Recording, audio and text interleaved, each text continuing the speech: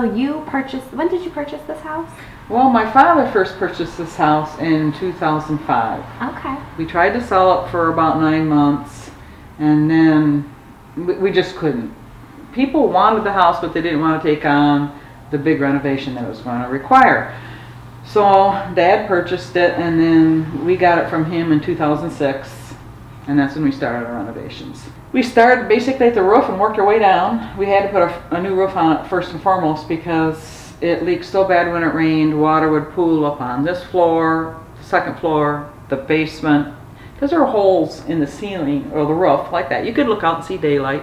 Oh, wow. It was really bad.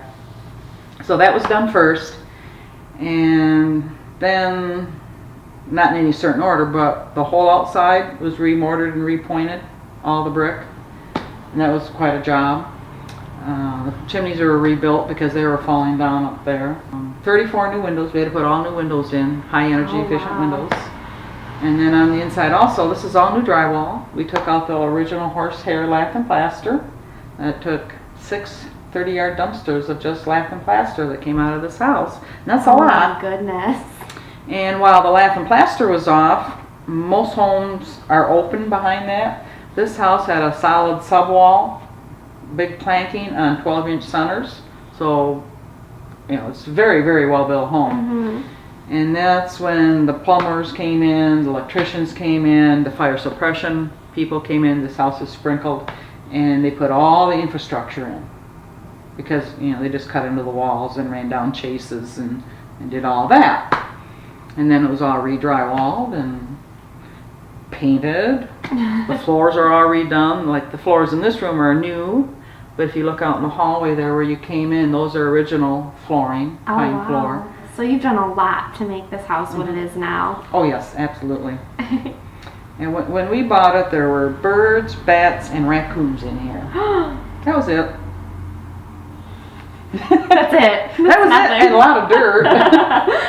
Oh my gosh. The raccoons didn't want to leave. They thought this was their house. They'd been living here for many years.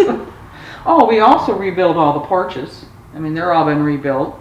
All the new vinyl railing and the steps and the crack deck that we have out there. We rebuilt that deck out there on the front. So what year was this house built? 1896. Okay. How many bedrooms are in here? For our bed and breakfast, there are 3. Okay. But when we get you upstairs and you look at them, you'll see why there's only 3. They're very large, and there's a lot of windows and doorways in this house. So there's no way to make more without ruining the integrity of the house, which is something I didn't want to do. No, definitely. No, you'd have to kind of preserve the beauty, because this is, the woodwork in here is amazing. You have stained glass windows. Are those? Those are all original. We have 5 of them. Edward Jones has 3 of them on their side, and we just have the 2 on this side. This frosted window is an original one. There's another one on the other side that made it. Now the front doors where you came in, I had a friend of mine at Ferris make those for me. Okay. He did those for me. Patterned them after this, so they look like they belong. Yeah. He did a wonderful job. It's Brian Paholka. Hi, Brian. No, they're gorgeous. Everything about this house is just, you walk in and it's so warm and inviting. Well, the colors, I did all the decorating. A lot of the stuff in this room came out of my own home. Really? Yeah. And some things I found in antique stores, some things estate sales, a lot off eBay. eBay's a great place for antiques because you can buy things from all over the world. Little things here and there. Restoration companies, there are some things that are reproductions that most people don't even know are reproductions. They think they're real antiques, but they're not. And believe it or not, Lowe's had some wonderful light fixtures. Really? Yep. And bathroom vanities. Oh, wow. People again think they're antiques, and I go, oh, no, it came from Lowe's. And the bedroom suites upstairs came from JCPenney's. Oh, wow. Nice. But they don't look like it. They're very, very ornate and beautiful. So. Yeah. So what was kind of your envision? How did you envision the house to be? Well, just like what you see. Yeah. It turned out. An elegant Victorian home. Okay. And the colors, and you'll see throughout the house when you go through, there's different colors in different rooms, but it's all color. There's no white walls in this house. Don't believe. And I wanted colors that accentuated the woodwork. I mean, this house has got mahogany. This color you can obviously see is mahogany. But the lighter wood is also a mahogany, but a different species. And the reason I'm saying that is because the Amish tend to know their wood. I mean, they're woodworkers, they're experts in wood. And they helped us with the restoration of the 8-foot doors. Oh, okay. Because we have the big doors that go in the bedrooms and such. And we took them down there to the Amish in Stanwood because on the rails they had a lot of holes.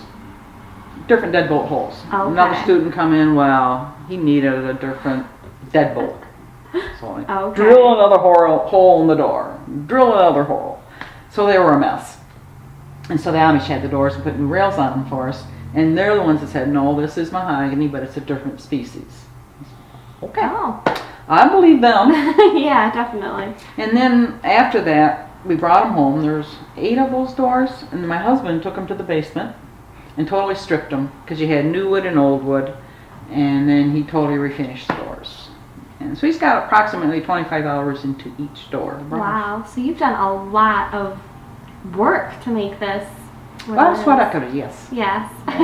Now the Comstocks, who were they? I mean, to have a house this elegant, who were they in Big Rapids? Well, D.F. Comstock actually came to Big Rapids in the 1870s. And he was a banker and he was a lumberman. Predominantly a lumberman. You know, lumber was big back in the early 1900s, obviously. Big Rapids being on a river, perfect place to have your lumber mills, and it was all wooded in this area. So that's what he was here for. And he was president of 2 banks, the Big Rapids National Bank and the Comstock County Savings Bank. Now the Comstock County Savings Bank was where A.J. Butler Edward Jones is over in the Nesbitt building. Okay. You know where A.J. is? Yes. That was Mr. Comstock's bank.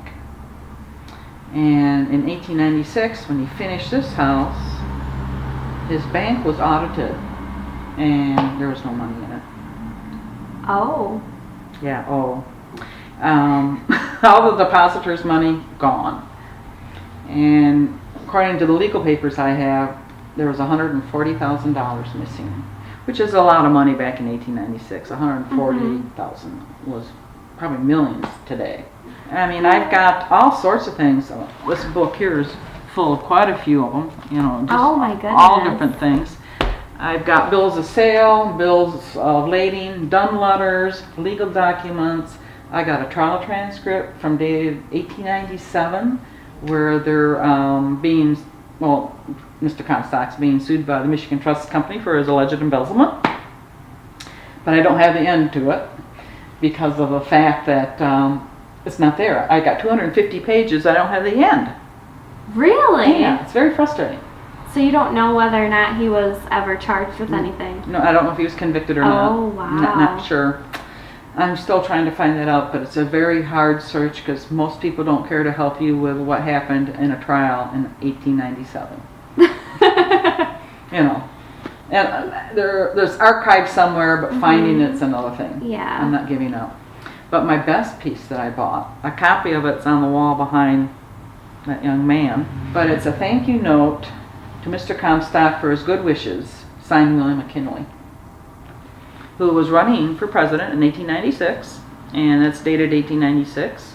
It's on William McKinley's personal letterhead from Canton, Ohio. Oh my goodness. Yeah, if you donated back in those days, you got a personal letter back of thanks from the candidate.